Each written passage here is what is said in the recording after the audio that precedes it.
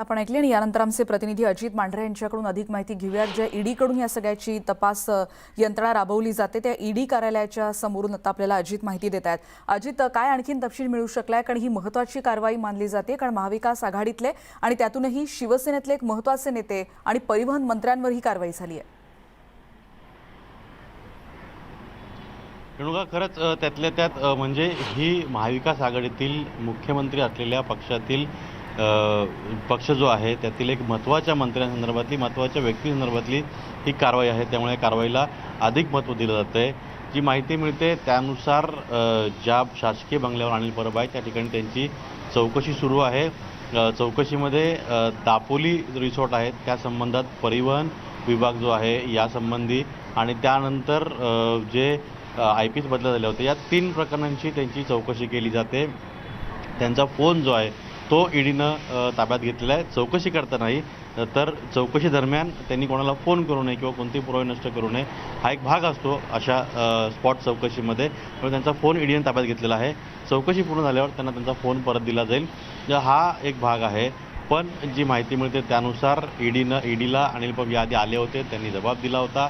पण यानंतर पुण्यातला एक मोठा लँड डीलर आहे त्याची चौकशी केली. याच पद्धतीने सदानंद कदम यांची चौकशी केली. याबरोबर आणखीन 2 जण अशी एकूण 4 जणांची चौकशी ईडीनं केली. त्यांचा जबाब नोंदवला. त्यांच्या जबाबातून मिळालेली माहिती आणि ईडीनं नंतर पुढे जाऊन तो तपास केला. या तपासामध्ये भरपूर मोठ्या प्रमाणामध्ये कोट्यवधी रुपयांची व्यवहार जे आहेत, गैरव्यवहार जे आहेत ते समोर आलेले आहेत असा दावा, असा संशय जो आहे हा ईडीला आहे. आणि त्यामुळेच ईडीनं आज भल्या सकाळी ही कारवाई केलेली आहे. अनिल परब यांच्या शासकीय निवासस्थानी असेल, त्यांच्या घरी असेल, त्यांचे CA असतील, त्यांचे केबल असतील, पुण्याचा जो लँड डीलर आहे त्या लँड डीलरच्या ठिकाणी वेगवेगळ्या ठिकाणी धाडी टाकलेल्या आहेत. 7 ठिकाणी या धाडी आहेत. पण अनिल परब यांच्या संबंधातली ही धाड जी आहे ही त्यांची अजिंक्य तारा या शासकीय निवासस्थानी टाकलेली धाड जी आहे ती फार महत्त्वाची मानली जाते.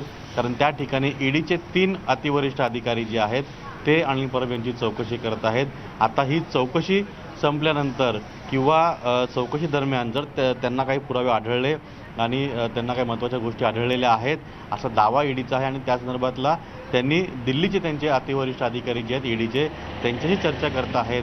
आणि पुढची प्रक्रिया नेमकी काय असेल, अनिल परब यांना चौकशी करता बोलवलं जाईल, चौकशी करता ताब्यात घेऊन त्यांना नेलं जाईल का, त्यांना अटक केलं जाईल आणि या संदर्भामध्ये वरिष्ठांचे आदेश नेमके काय येत आहेत हे यासाठी ते अधिकारी थांबलेले आहेत.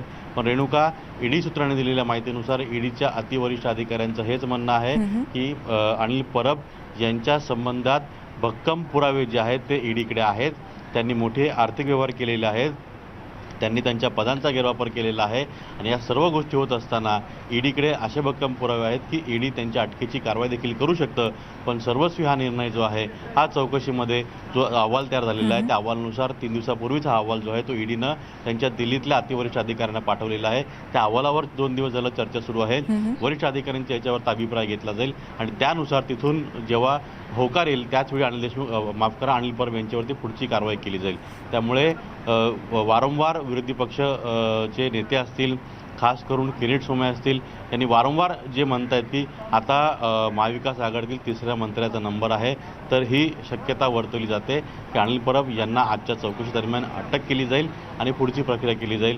त्यामुळे महाविकास आघाडीतील आणखीन एका मंत्री जो आहे त्याला अटक होण्याची शक्यता दाट निर्माण झालेली आहे. पण पुढे सर्वस्वी जे आहे ते दिल्लीतील अतिवरिष्ठ अधिकारी जे आहेत ईडीचे ते जेव्हा माहिती येतील त्यावेळी हे स्पष्ट होईल आणि त्यांनी संपूर्णपणे कारण का ही सगळी प्रक्रिया जी आहे ईडीची ही केंद्रीय यंत्रणा असल्यामुळे सर्व काही जे आहे ते दिल्लीवरून चालतं. दिल्लीचे अतिवरिष्ठ अधिकारी जे आहेत ते सल्लामसलत करतात.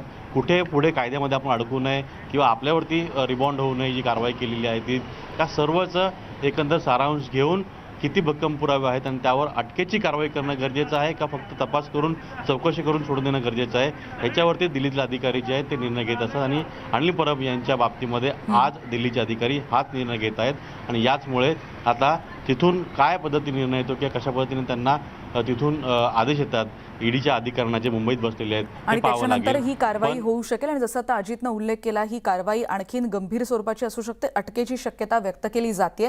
तर बघूया क्षणाक्षणाचे अपडेट्स. आता जसं अजित सांगतात, अजितनं पूर्ण आपल्याला पार्श्वभूमी सांगितली, कशा रीतीने अहवाल होता आणि कशा रीतीने कारवाईपर्यंत आता हे सगळे अधिकारी पोहोचले. तुर्तास धन्यवाद अजित आता या सगळ्या तपशिलाबद्दल. त्याच्यामुळे एकीकडे आपण बघतोय अनिल परब यांच्यावर ईडीनं या कारवाईला सुरुवात केली आणि ईडीकडून या सगळ्या व्यवहारांची तपासणी केली जाते. ईडीच्या रडारवर सध्या अनिल परब आहेत.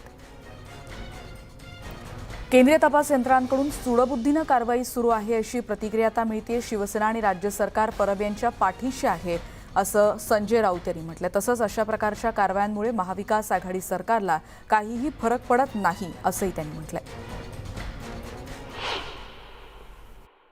अशा प्रकारच्या कारवाया गेल्या काही दिवसापासून राजकीय सूडबुद्धीने सुरू आहे.